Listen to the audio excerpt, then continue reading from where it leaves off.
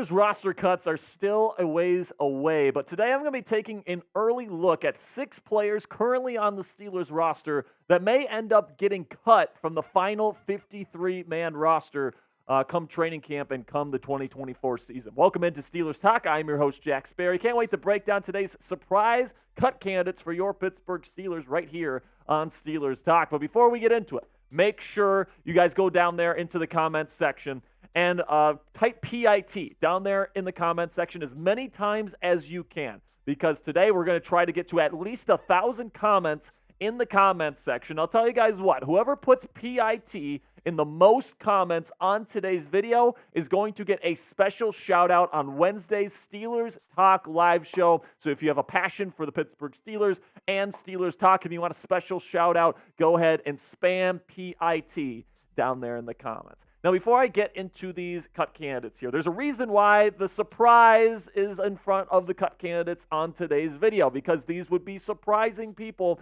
to see get cut by the Pittsburgh Steelers. So this is not a predictions video. I'm not predicting that all 6 or even any of these players actually end up getting cut. I'm simply saying that there is a path for all 6 of these surprising players to potentially get cut at the end of the preseason for the Pittsburgh Steelers, or even before that. So I think that we're going to go from least to most surprising today, just to keep you guys in suspense. We've got some pretty surprising ones by the end of today's show, so make sure you guys stick around. So let's start with one that's not like super surprising, but I thought, he definitely has the supporters in Steelers Twitter and in the Steelers fandom. DeMarvin Leal, the defensive lineman, he's going into, let's face it, he's gotten to the point in his career here where he can't just sit the bench and the Steelers hope that he develops someday. Like, now it's definitely in the point in his career where it's like, you better put up or shut up here, DeMarvin. Like, you better make yourself like a legit part of this rotation,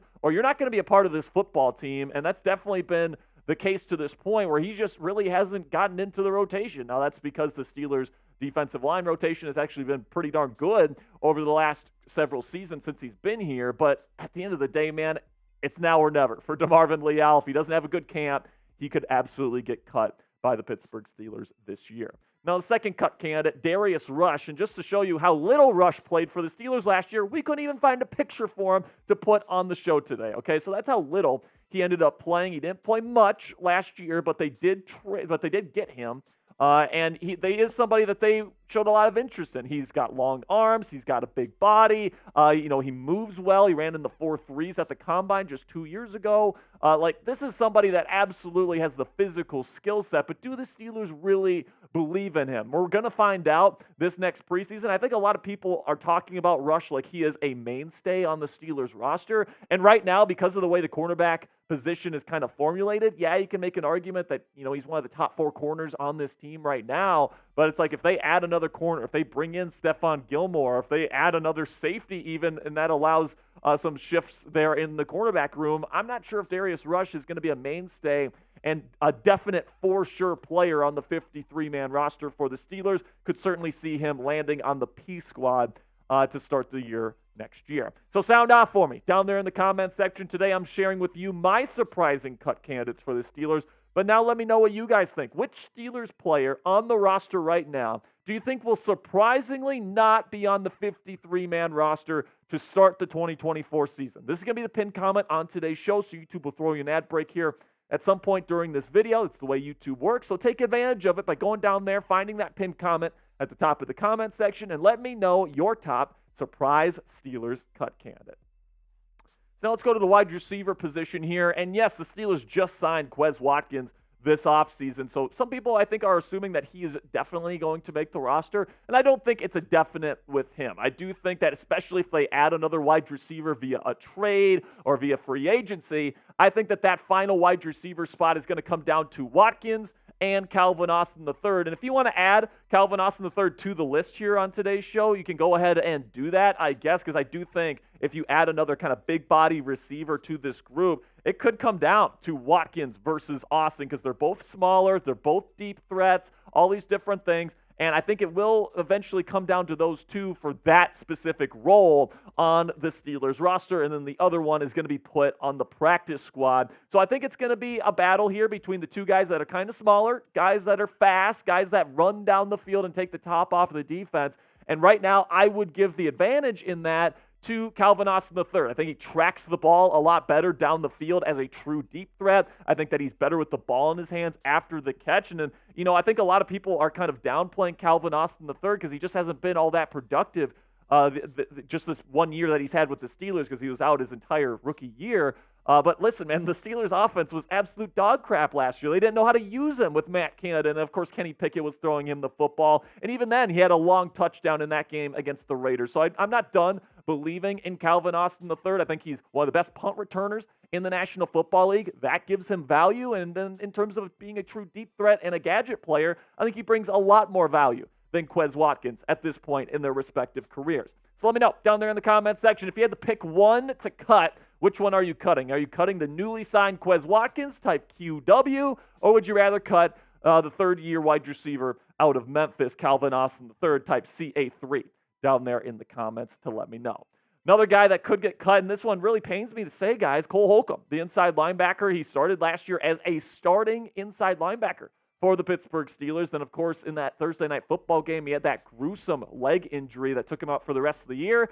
And we still don't have a concrete answer as to when he is going to be back. So listen, it's sad, but it's true. Cole Holcomb, it's very possible that this injury is bad enough where either A, he's not going to be able to participate in the preseason at all, and he's not even going to be ready to start the year, and they end up cutting him, or B, he does come back, but he's a significantly decreased version of what he was back in 2023, and guys like Peyton Wilson, Mark Robinson, anybody else they bring in free agency at this point ends up usurping him on the roster. Steelers can end up saving some cap space by getting rid of him. I hate to say it, man, but Cole Holcomb, he's going to have to get a lot better and quickly because this inside linebacker room is getting better, and he's starting to fall behind here if he doesn't end up recovering. So coming up here on Steelers Talk, my two biggest surprises on this list. You're not going to want to miss it. But before we get into it, I want to tell you about today's sponsor at Fanatics, and they're currently offering a great deal on officially licensed Russell Wilson jerseys on their website right now for you to take advantage of.